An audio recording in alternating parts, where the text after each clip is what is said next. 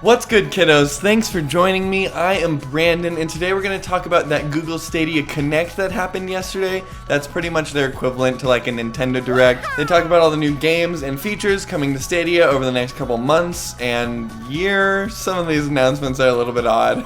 We'll get into all that and more on another episode of the shit you care about.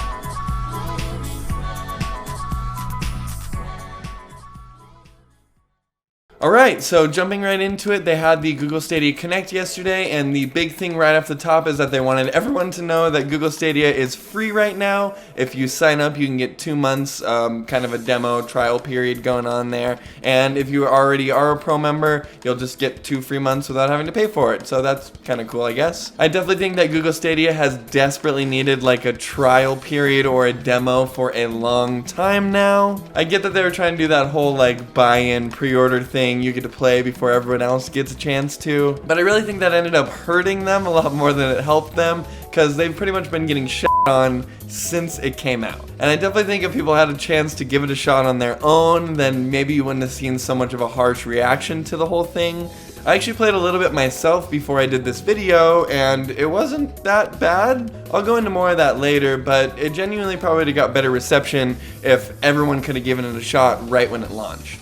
So with that Google Stadia Pro membership, you get 10 free games. Those games include Destiny 2, Grid, Guilt, PUBG, Serious Sam Collection, Spitlings, Stacks on Stacks, SteamWorld Dig 2, SteamWorld Quest, and Thumper. Keep in mind that any game that's not on the Stadia Pro list, you have to pay for upfront to play. They did do a pretty good job at making this clear right at the beginning of the stream, but I just wanted to make sure everyone was on the same page with it's not like Netflix or Xbox Game Pass. They give you a couple games for free, and then the rest of them you have to pay for like you would with a normal console. A lot of people went into it not knowing that when Google Stadia came out and were really upset about it, so I'm glad that they made it really clear in the Google Stadia Connect. Alright, so moving on to the new games that'll be coming to Stadia. They announced that 5 Electronic Arts games will be coming to Stadia. The first one is going to be Jedi Fallen Order, but unfortunately it's not coming out till the fall. I feel like that's a really weird choice. Why even talk about it at all right now if it's not coming out till the fall? It's a game that's going to be almost a year old at that point, keep in mind. And it really just seems like something that they should have put on the console like today, you know? It would have been a lot cooler if they were like, oh, by the way, we partnered with EA and they now have their games on here now. The whole thing just seems like a really odd choice in my opinion. That being said, you're also going to see Madden and FIFA come to Google Stadia here in not too long, but they didn't have any more release dates or anything surrounding that. Moving on, they're also going to have Doom Eternal and Octopath Traveler coming to Google Stadia. I think these are really solid game choices and will definitely fill out the library and give people more variety to play on there. That's about where the excitement ends though, because the rest of the games that are coming to the console are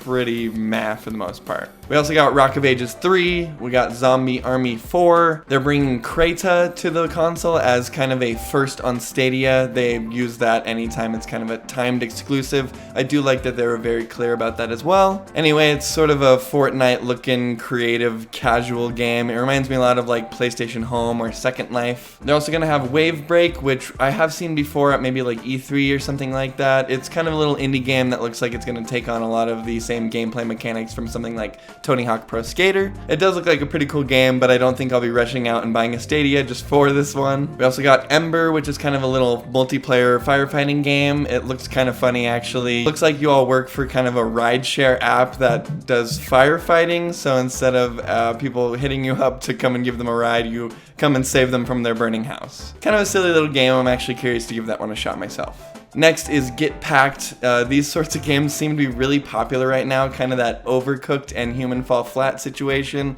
This one, you're going to be helping your friend move out of their house or move into a house. Obviously a lot of silly shenanigans to go on here, some fun multiplayer action to get into. And I did mention it before, but PUBG is also coming to Google Stadia. This was kind of one of their big announcements for the whole Connect. And I do think this is a good game to bring to the console, and they're definitely going to have crossplay, which is a solid choice. Honestly, every multiplayer game on Stadia should have crossplay. I remember when Destiny 2 first came to that console, a lot of people had issues with not being able to find multiplayer games and stuff like that. It seems like you would have just thought of that beforehand, but it's good that they're adding it now. And that's about it for the Google Stadia Connect. I thought it was a solid little stream. I didn't really have a lot of complaints with it other than that it wasn't very interesting. They just didn't really have a lot of cool stuff to show off. Generally with these sorts of things they have some sort of new information or like a new trailer to show off that we haven't seen before to get people excited, and they didn't really have any of that here. It is cool to see that some games like Doom Eternal and Octopath are coming. I think that's really going to help give people a reason to buy a Google Stadia. But the big question looming over the console here is, who is this for? I've actually made a Google Stadia video before about this same thing before the console came out, and you can check it out if you hit the card up here. But even months later, I'm still wondering why anyone would purchase this. If you already play games, you most likely own something to play that on, and you probably have a library of games that you've been building up for a long time now on that console, so it doesn't make a lot of sense to jump ship onto a new console with not that much of a library behind it, or even any interesting features to entice you to be there. And if you don't play games, then you're probably not rushing out to go buy a console or Google Stadia in the first place.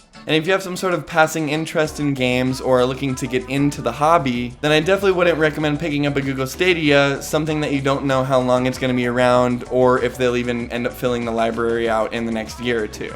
I actually did give Google Stadia a shot before this video, and I have to say it works pretty decently. The footage I got of Destiny 2 and Grid looks pretty good actually. And I was really impressed with the latency when playing Destiny 2, especially because when it comes down to like intricate motions and stuff like that, the streaming used to be really bad. I tried OnLive back in the day too, and it was not good, and this is leagues above that. I've said in the past, and I'll say it again, if anyone's going to be able to get this right, it would be Google. That being said, they have a history of dropping projects before they go anywhere, and I'm sort of starting to see this peter out too. I just really don't see any reason to trust Google with my game library or my money or any of my time when they can't even come on stream and tell me when Jedi Fallen Order is going to be on their console, and even then it's almost going to be a year after it came out. Once again, just not really a lot of reason to be on Stadia or give it a shot at all, but it is free right now, so if you're just looking to maybe play one of the games that's available on Stadia for free, hop on there, give it a shot. And if not, then I really wouldn't even bother at all. It wasn't necessarily a bad stream, just not exciting in any way. Hopefully they'll get some feedback from people like me and other people in the game industry that can kind of maybe help them get on the right track. I definitely think what they're doing now is better than what they were doing, but it's not that much of a step in the right direction as of right now. Personally, I don't think they're going to be around all that much longer, especially with new consoles coming into the mix. I don't see any reason why anyone would be interested in getting on this platform. Anyway, that was my harsh take on Google Stadia's Google Stadia Connect stream thingy. I'm Brandon, thanks for watching. Let me know what you guys think about the Google Stadia Connect down below. Have you gave it a shot? How does it work for you? Maybe you've actually went out and bought some games on Stadia and are enjoying it. Let me know all your thoughts down below. Like the video if you like what we do, subscribe to the channel if you'd like to see more, and I'll see you guys next time. Have a kick-ass week.